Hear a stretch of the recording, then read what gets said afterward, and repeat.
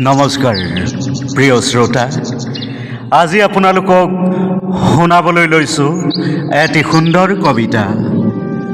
কবিতাৰ শিৰোনাম শাৰদী ৰাণী শৰৎ। কবি মদন কোঁৱৰ, আবৃত্তি অমৃত বৰদলৈ।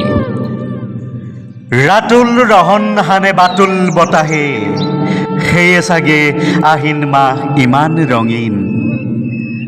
নতুন যুগৰ আমি নৱপুৰুষ, মৌবন হ'বলৈ নিদিওঁ যৌৱন।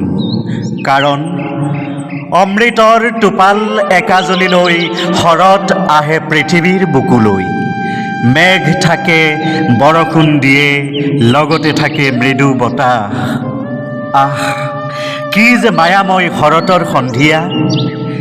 শিলৰ বুকুতো পোখা মেলে সোণালী গানৰ সুৰ। শৰতৰ সেউজীয়া সমদল, লগতে শুভ্ৰ শেৱালিৰ পাহি। বিষাদৰো যে বিচিত্ৰ বৈভৱ, প্ৰেম, ভালপোৱা আৰু বাখৰুৱা জীৱন। শাৰদী ৰাণীৰ মায়া যে সঁচাকৈয়ে বৰ বিতোপন।